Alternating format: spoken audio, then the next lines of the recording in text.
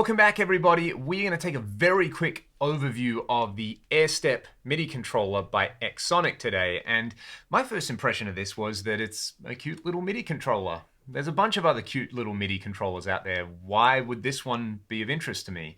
And then I looked at the specs and I looked at the connections and I looked at a few other things. And I got to say, this thing's pretty amazing. Let's just look at the back panel. We have two separate and independent MIDI outputs, two switching relays if we want to switch amp channels or pedal functions.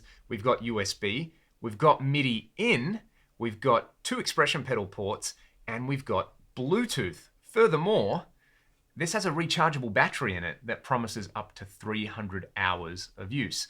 Even if that is a massive exaggeration and it's only got 100 hours of use from a single charge, that's pretty awesome. Furthermore, they provide you with this very handy little charging cable that's like a USB to 9-volt cable, which is super duper cute. It also houses presets, and furthermore, the really cool thing, you can control it via Bluetooth from your phone, so you can program it basically any way you like. Each switch has up to 8 different MIDI messages on it. You can have switch toggling, you can have tap and press and hold. It can control your computer, it can control your iPad, it can turn pages, it can do scenes on your XFX, it can do just about anything you can imagine with Bluetooth or MIDI and a whole bunch of other things in there. For example, you could connect a traditional MIDI controller to this and turn it into a wireless MIDI controller. You could connect a MIDI controller to this and you could set the amp relays to functions on your amp, and you've essentially turned your amp into a MIDI capable amp. That's unbelievable. You could have two separate devices connected with these different MIDI commands and send the same MIDI command to different devices and have them do different things. It's so powerful and so compact and small. It's actually really well put together, which I like, and you can store 5 presets on here. That was just a whole blast of information. But what I want to do is really quickly show you how the app works, and then I'll show you how I would actually use it with a bunch of gear. So I've got my phone here, and you can see we've got 5 local presets on the unit. For example, I have a preset for my FM3, and if I select the button which corresponds to foot switch 1, you can see that I am triggering this on the release for my main scene command in there. So it's a control change on MIDI channel number 1. The FM3 I've got programmed so that it takes CC34 for scene changes, and that MIDI message number 1 is going to change to scene 1 on my unit. I can tap and hold that unit, so you can see it's being triggered on the long press to basically select a different scene on there. I've got the ability to toggle between these. I can change the LED display. I can set the message type to be a MIDI message, a Bluetooth message, a switching relay message, basically anything that I want on there. The MIDI type, you can see I can select between control change, program change, note on and off, so I could like play synths with it. System real time, system exclusive, all the fun stuff in there, polyphonic pressure. It's a lot in such a small unit. So that's my FM3 preset. I've got a different preset over here, for example, to control the transport in Pro Tools, because this will connect via Bluetooth to my computer. I don't need any cables. I could sit on the other side of my room and turn a recording session on and off and do a bunch of stuff. Basically anything that my keyboard shortcuts can do, I can do with this. I've got another preset over here for my PolyFX Digit. And if you don't like programming, there are a whole bunch of presets by default, like Acrobat Reader to turn pages in say a document if you're reading from a chart or something. A bunch of the Chase Bliss pedals, Boss 200 series, the XFX, the Kemper, the HX Stomp. It's amazing how much is in here. I know I keep saying that. What I want to do now is show you just one example of how you can use this.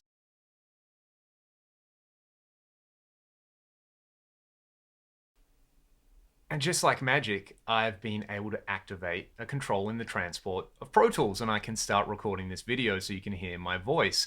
I've got my guitar going through my Fractal FM3 and the PolyFX Digit at the moment, and I'll show you how you can use Airstep to control them separately. Let's do this. On the back of the unit, you can physically scroll through different modes. You'll see a little green LED light up. On the first preset, I have scenes for my FM3. So let's just hear the dry scene.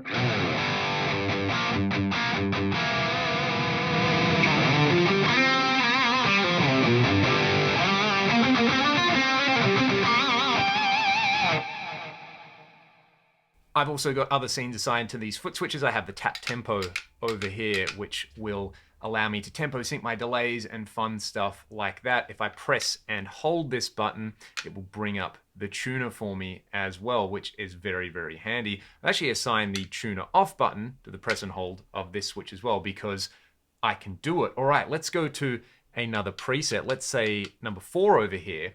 And I don't have a pedal handy that has a little aux jack to use, except for this radial tonebone VT head switcher. But basically I've got it connected to one of the pedal jacks on here, and this button here is switching the modes. Now I don't have it hooked up to anything at the moment, but theoretically I could say put 2 heads somewhere and switch between them safely with this unit. It's really fantastic, and I can control it wirelessly from the Airstep. Let's go to preset 5 over here, because this is controlling my poly digit. Now, there's actually 2 separate MIDI outputs here. MIDI 1 I've got going to my FM3, and MIDI 2 I've got going to my poly. So if I send some CC commands on MIDI 2 that might clash with the FM3, I'll just send them exclusively through MIDI 2 to the digit, so I can turn on individual effect modules like reverb, delay, and the granular module.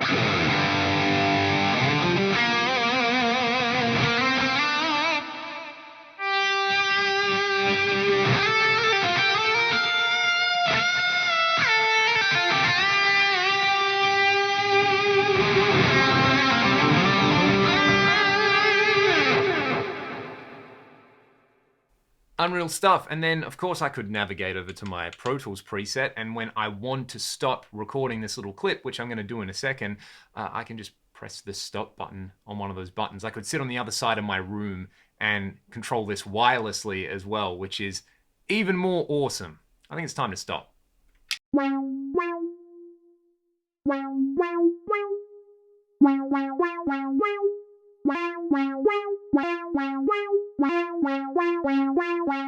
So that's just a single example of how I would set this up to, say, control different devices and switch between different presets. You would have noted that in that example, I was using individual presets for individual units. There's no reason why I couldn't have the first 2 buttons to control my FM3, the other 2 buttons to control the digit, and the last button, for example, to turn on record in Pro Tools, or to toggle a particular function on another pedal that I have, or to have this button, you know, change to a particular scene on my FM3 while turning an effect off in digit, while automating a MIDI change from Pro Tools to some other device that I've got.